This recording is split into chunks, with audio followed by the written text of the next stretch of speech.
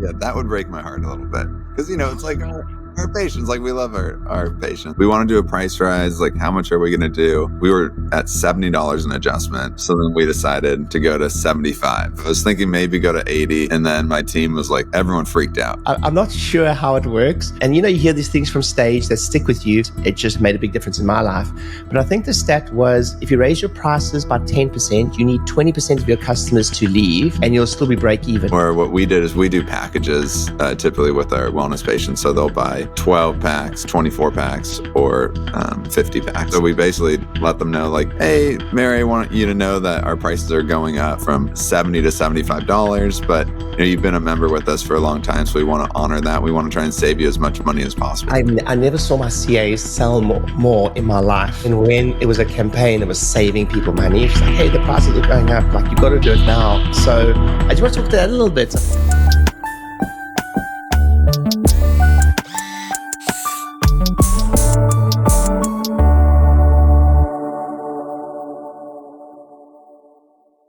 Dude, can I just say, you are looking particularly Californian today. I just think like the shirt, swag.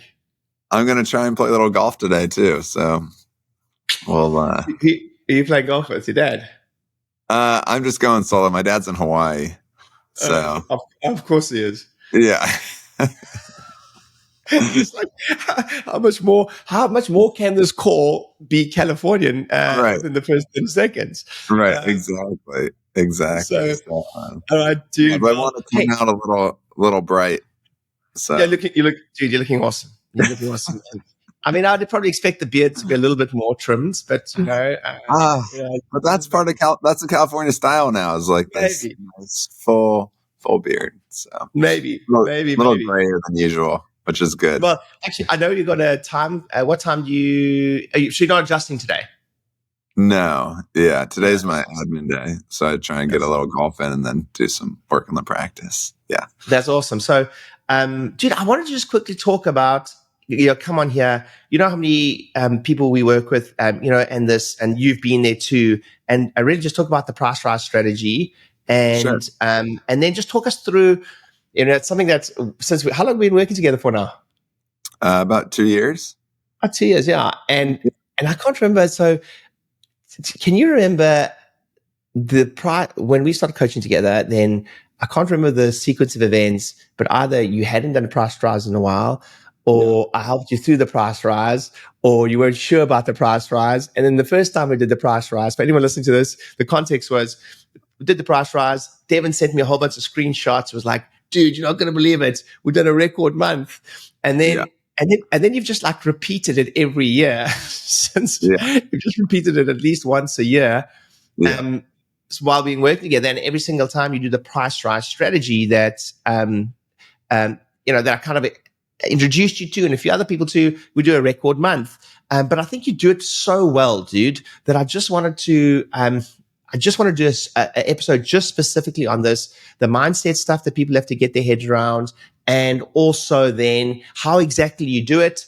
What are some things that you've seen in the past that have that you can give people a heads up on? Watch out for this, watch out for that. So maybe you can just run us from the beginning, then a little bit about, tell us what you guys do for price rise, how often do you do a price rise, and then we take it from there. Yeah. So that was one of the first things when we were working together.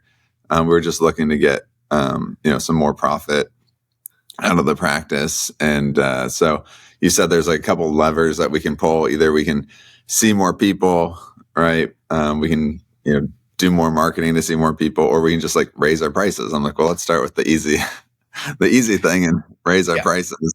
Devin's really good at spotting like because he can do both. Because actually, for those of you who listen to this, so worked with Devin for a while, and every now and again, because I'm a high volume guy, so then I'd be like, Devin, open up your calendar. What are you doing? Yeah. Adjusting 4 across. I want you adjusting 7 across. Right. Whatever it is. And then Devin will do it, and he will grow, and then he'll be like, yeah, that wasn't so fun. Yeah.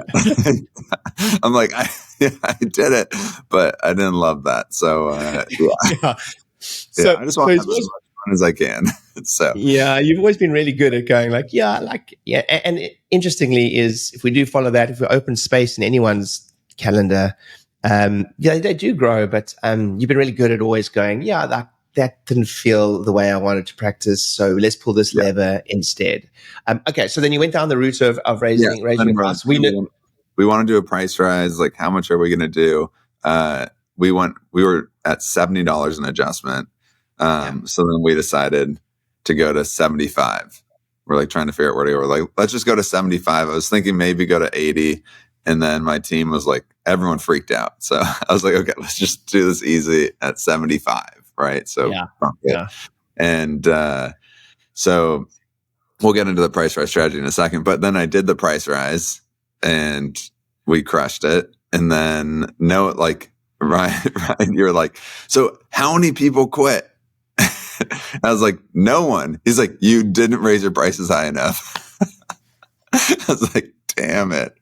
Okay. All right. Yeah. So, so anyway, so we raised the prices, and then, now a year later, Disney. Just for context, for anyone listening to this, it's not that we want people to quit. It's just that let's go back to the psychology of it, is Right. like, what's our biggest fear, Devin? Is that when we raise prices, what happens? That people leave. That's ultimately that's our deepest, darkest fear ever in life, is that if we raise prices, people are going to leave. And then there's this hey, we raised prices, you did a record month and nobody left. Not a single human being. We expect some people to leave. And I remember hearing, I don't know if the math, when I've looked at this math, I'm not sure how it works, but I was once, and you hear these things from stage that stick with you, and then you don't even need to go work it out verbatim if it's true or not. It just made a big difference in my life. But I think the stat was, if you raise your prices by 10%, you need 20% of your customers to leave, and you'll still be break even. Yeah. I remember hearing that. I was like, 20%, there's no chance 20% is leaving. Yeah. So that always gave me yeah, that would break my heart a little bit, because it's like our patients, like we love our patients, and it's like if people are leaving because of finances, that kind of sucks. But so no one left. So that was like really, really nice. But the cool thing with the price rise strategy is it also is like an influx of cash into the practice. So then it allows you to buy more equipment, dump back into the practice and into the people, and it takes a lot of pressure off. So that's nice. So what do you think? So tell us a little bit more about the nuts and bolts of the strategy. Yeah. So with the strategy, we're talking with you, Ryan, you're like, okay, the price rise, we can either push patients into how we want to build a practice. So do we want more membership patients? So you can say hey, we're raising our prices.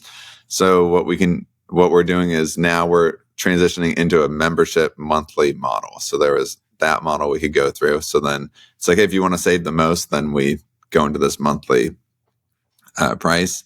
Or what we did is we do packages typically with our wellness patients. So they'll buy 12 packs, 24 packs, or 50 packs.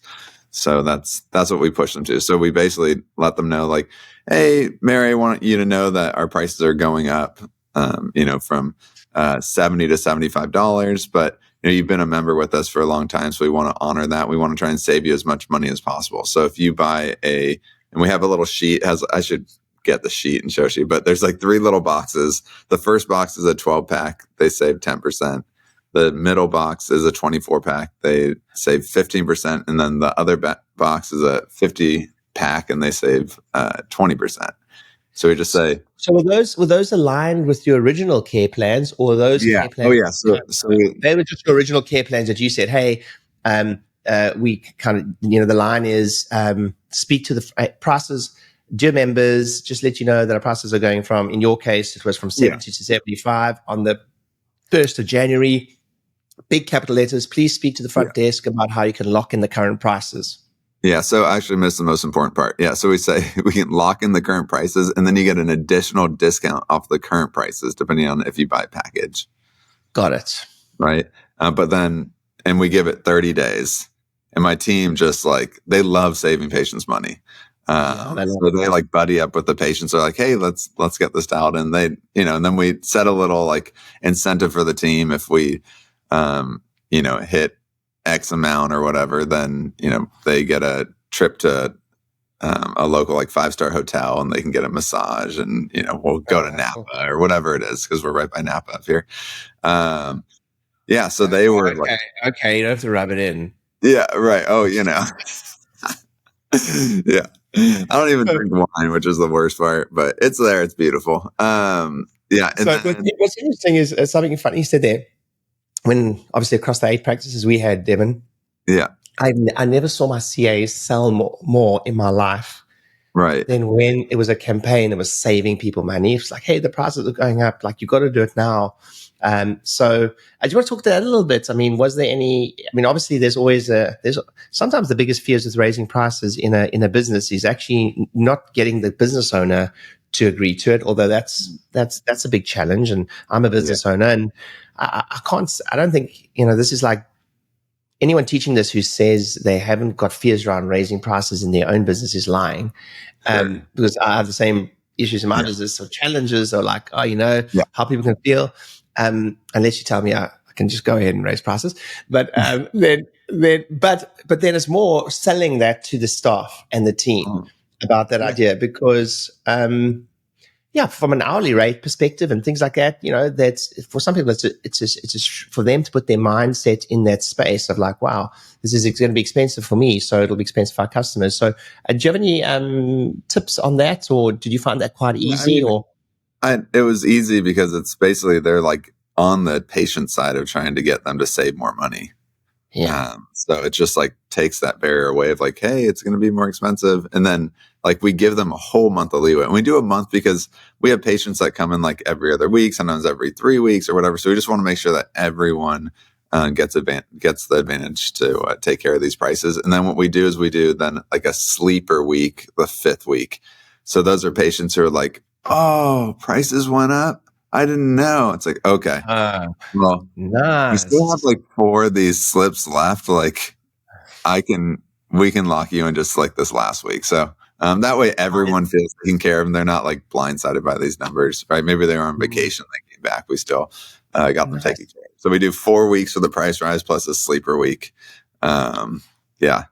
And so just for anyone listening to this, just for context, we're talking about like some of the practices we've worked with, including Devin and a few other ones. We're talking like over 250,000 months, when they do this strategy. So from a price, I'd probably say, would you say about a 30 to 40% bump in cash collections that month? Yeah, I think it brought in like, it was, I don't know, like 130,000 or something. Extra. Yeah, extra. Yeah, I mean, you still have to do the services, right? So, yeah, but of course. Yeah, but it's really nice just to get that influx, and then it allows you to like, you have that money that then you can like invest back into the practice, or do whatever you want with. But yeah, that's amazing, dude. Give me some numbers then. Do you remember not cash actually, but more on like roughly how many care plans did you guys sell and things like that? And did you see people like, what was the biggest amount people took out? So did people buy like 2 lots of 50 and like, I hear crazy stories like that. Yeah. We had like one patient that did the 2 lots of 50, but we were surprised with how many 50 packs. Like you'd have like, Mary, who you thought maybe, wasn't doing that great. And she's like, I want a 50 pack. And the team's like, whoa, Mary got a 50 pack, but like, she's going to use it anyways, so you might as well save the most. So it was cool. And then, it was interesting because this last year, my wife, she's our bookkeeper. So she's like looking at everything. She's like, dude, everything has gone up this year. It's like, you have to raise your prices. Like this is, so I was like, wow, well, if my wife is telling me to do it. And then last year I was like, well, we did $5 and no one left. Let's do $10. So now we bumped it from 75 to 85. And we also still lost 0 people. Yeah. So I didn't go high enough, Ryan. Dude, that's insane. It's crazy. I've taught the price rise strategy to, I did hundreds of chiropractors now, and actually I've never seen the amount matter. Yeah, actually, I've seen someone go $20 in one go, but not across all services like you did. So that like $10 in one go amount is like is thing. And obviously, just quickly to speak to this is. Look, there's always, in every business, whenever you raise your prices, there's going to be a certain amount of people that moan, right? In my experience, it's the same amount of people no matter the price rise. So if you raise $10, you have, let's say, 5 people leave. It's kind of, in my experience, 5 people leave, whether you raise it $5 or $10. So you may as well. Now, the worst thing you can do, dude, the worst thing anyone listening to this can do, if you're at 72, the worst thing you can do is go to 75. Right. Like anyone listening to this right now who's in between, they're like, you know, they're 63 or they're 73, and they go like, oh, I'm just going to go. Like, trust me, it's not worth the shit, because you're going to get the same amount of shit for $2 that you will for $10 per session. I promise you. I don't know if you guys found that a little bit. So now tell us about your recent price rise. You went from what? Yeah, we went from 75 to 85. You went from 75 to 85. And another record month. Yeah. It's another record month. Another 6 figures of extra cash in the bank in 1 month. But talk. Okay, so obviously you have other services in the business. I know there's decompression. I know there's Shockwave, and a few other pieces. Beautiful open plan practice, high volume, amazing practice. How did you manage that? If you have the other services, did you give people the opportunity to buy packages in the other services? So we didn't do that. No. Last time I saw we had to increase like our fees of everything, because we hadn't just done it in forever. I don't know why we didn't do that. And then this time we just because the complexity might be too much. It's funny. I don't know if it will. That's why I asked, is like, how do you manage the complexity? Because if you confuse them, you lose them. Yeah. So it might have been a missed opportunity, but in the other way, it might have been the reason it worked so well because of the simplicity of it. Right. So did everything go up, including the other services, or just the adjustment prices? It was just the adjustment. That's our main thing, right? Oh yeah, of course. So and the cool thing is, like, you just see like so many people commit to like lifetime chiropractic care, and that's what it's all about. So just helping people do that, it just gives them like another opportunity to fully commit. So when you see people like buying a year's worth of chiropractic adjustments and they save money by doing that, like, that's a feel good on all sides. Yeah, and the relationship between you and the customer changes so much. You know, you don't have to talk about money every single time, because I often say that the reason people get tired of selling or don't like selling is because they have to sell every single time. And ironically, this is a slightly different conversation, but related in some ways. Ironically, the practices that are involved in pay every single time you come in have to do the most selling, not the least selling. Yeah. Their belief is that, hey, I don't like to sell big care plans because I don't like to be the salesperson. But actually, when you're going visit by visit, you have to convince and sell, and especially if you're not booking ahead of time, you have to convince and sell them on every single appointment. So by the way, did your CAs hit their target?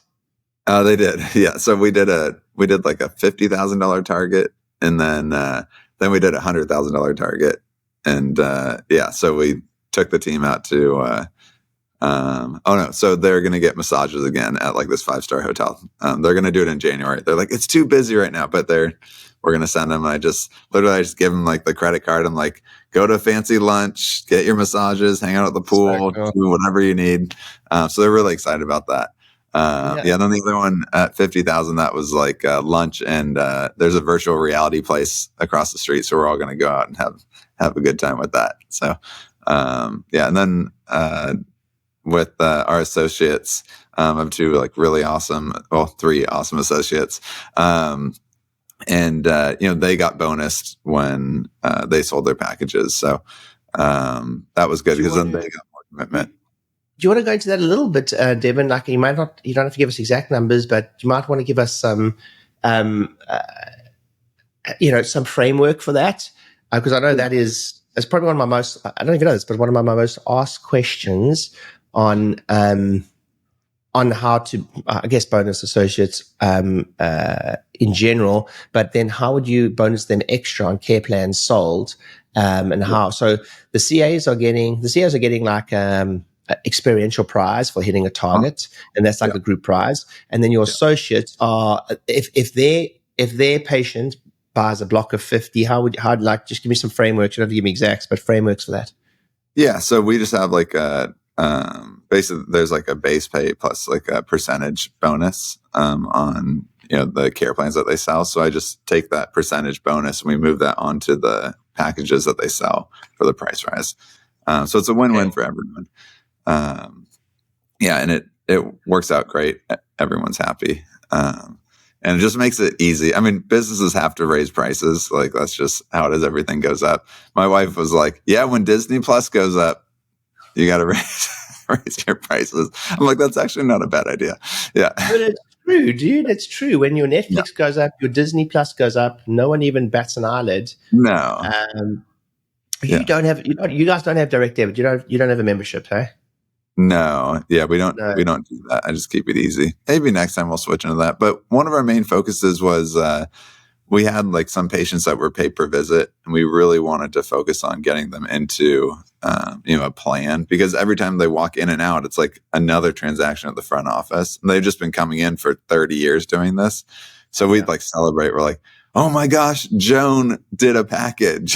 Like, wait, Joan, who writes me a check every time and I have to go to the bank just for one check. Oh no.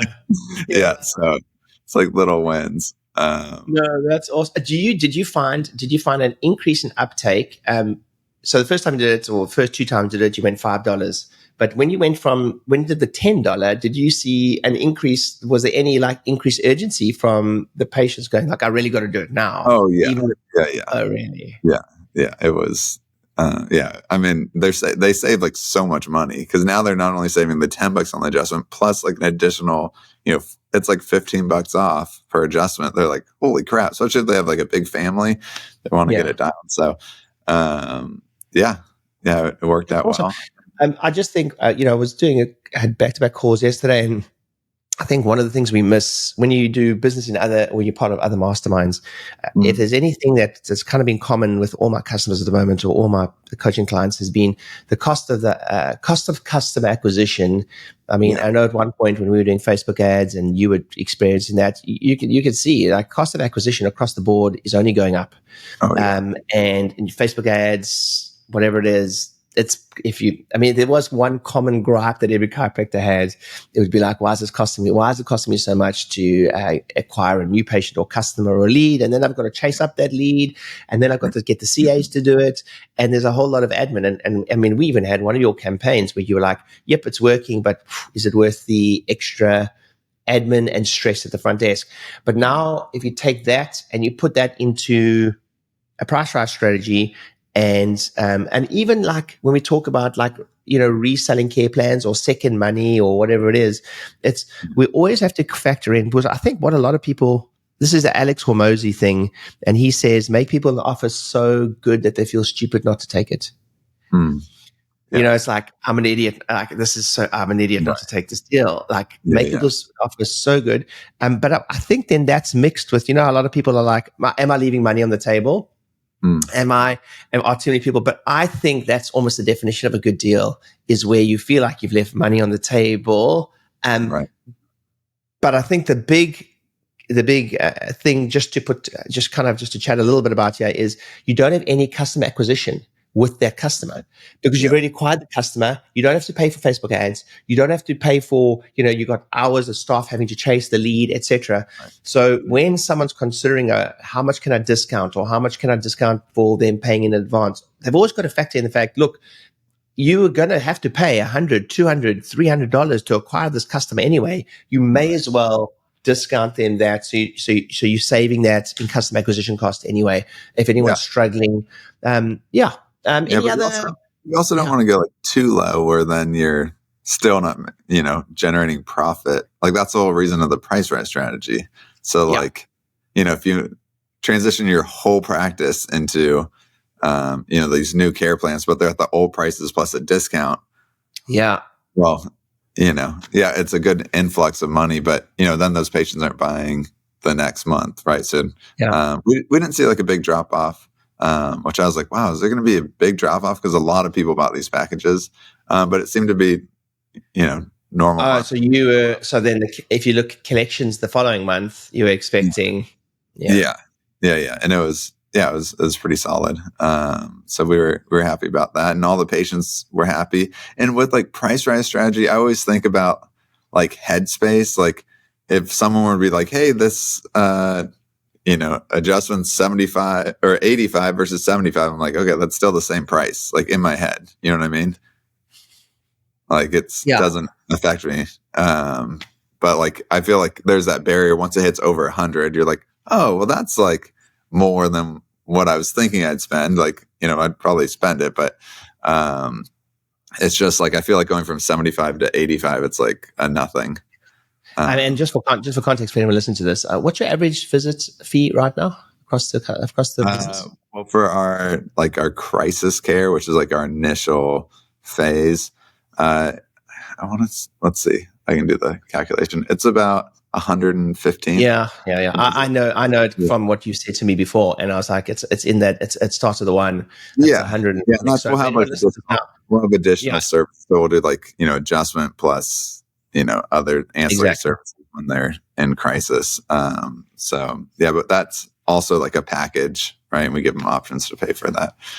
That's cool, man. So there are definitely people we probably skipped over the psychology of it quite a bit, but I know if I say it, I don't know if I'll finish the story quickly. It's no secret that if you've ever coached with me or read any of my books or anything like that one of my greatest kind of influences was Dan Kennedy.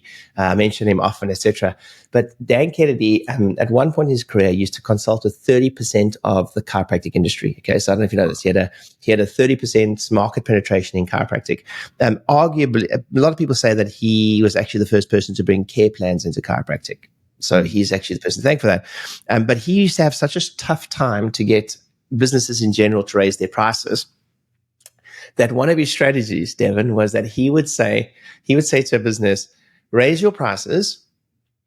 What are you making now? Let's say the guy says I'm making $100,000 a month now. It's like, I am so certain about you raising your prices that I will write you a check for $100,000. Okay, for next month.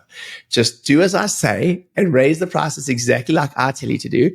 If they like umming and ahhing, they say on one condition that I'll write you, what did you make last month? I'll write you a check for that next month. So there's no fear. Like there's this fear that I'm going to lose my income, etc. But on one condition, I'll write you a check guaranteeing your income.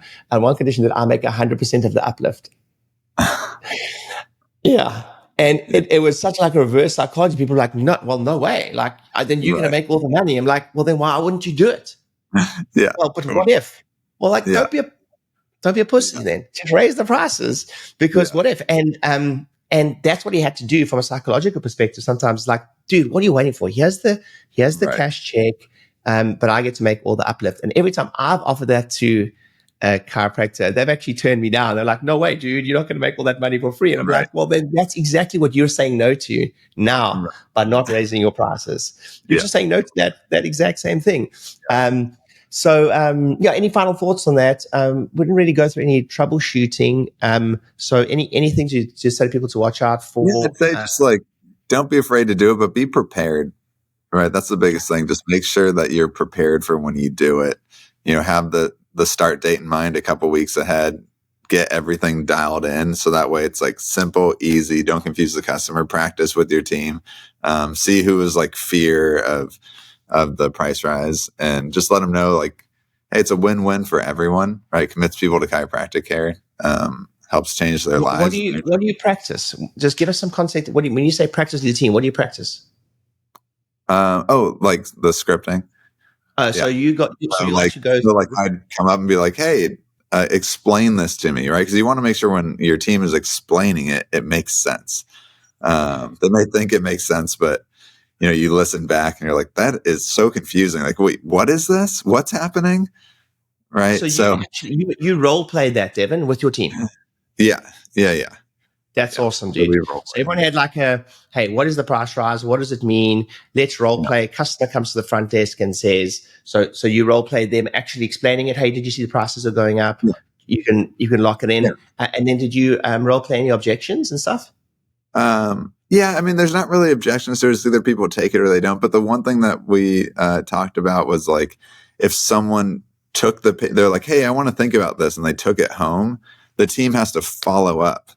It's like, hey, Mary, like, remember you were going to take this deal? Like, we have 1 day left. Do you want to do this? And Got then, you. yeah, because like people would come like running in with their. So give me insights on that. Where did that lead go? So this is a really important point. So fortune is in the follow up. So if you had someone that took it home, did you guys have like a lead sheet for that? Yeah, I mean, old school, just write it down and then we just text. But you just have so to have a whole list of that you guys then would follow up. Phone calls, texts, emails, what worked the best? Yeah. So I mean, mostly texting is the best. And then also like one of my associates, he's like great at tracking. He would like bring it out to his patients, be like, hey, like he would do it. And then he'd like make sure, right? We all want that. We all want that person in our practice. Yeah. He's like so organized at tracking patients. Like I love it. And yeah, it was just fun, and there's no stress to it. And and then I also still hear like this past week, like, oh, prices went up. Like, yeah, we have this. You can do a 12-pack, 24-pack, or a 50-pack. What's that? Our new prices. And they're like, oh, I missed it. Okay, I'll do a 24-pack. Right? It's like, don't be afraid. Like, cool. Yeah, people. I think the worst thing that will happen is someone will make a stupid joke about the prices going up. Oh, your prices went up. Oh, I guess the best line I got from you on this call was, don't be afraid, but be prepared. Yeah. I would say don't be afraid, and then raise it like a little bit more than what you think. When you raise it, don't raise it to like a like 75 to 80, like hit that like 85, like put a 5 after the number. It's just the psychology of 80 versus 85. There's no difference. So just like do 85. That's awesome. I want to keep these podcasts to like around 30 minutes for people just to get a cool piece of information. That was awesome. Just for context for people, I mean, Devin and his dad and his associates do an incredible job in San Francisco and just outside. And if you ever have a chance to spend some time or connect with him, they're absolutely incredible. And even the light-hearted nature with which you did it, you make it look easy, dude, but we know it's not easy. It's a multi-7-figure practice, and no one's more excited to be serving and helping people. You're in there every single day. You're awesome what you do, man. So thank you for helping us on this call. I just wanted to pick your brain about how you did it and how you did it so effortlessly. And of anyone I've ever worked with, by far the biggest amount of cash I've ever seen taken in a month from this strategy. So we wanted to get all those nuances, because there are nuances to it too. And actually, equally, there are people that do this campaign. They're going like not rising, like going from $72 to $75. Disaster. Like there's no point in doing it. It's not enough incentive for people to jump on the care plans. So, hey, so thanks for your time this morning, guys. If you ever want to connect with Devin, he's awesome at what he does, and he's just a big heart and an open guy who will help you wherever you can. Thanks for tuning in, and keep an eye out for our next podcast. We will do these little mini podcasts on cool campaigns, Christmas campaigns, price rises, things that chiropractors struggle with every single day. I've been working with Devin for over 2 years, and he's just a pleasure to work with, an amazing family to spend time with. So thanks, dude. Have an awesome shift. Thanks, friend.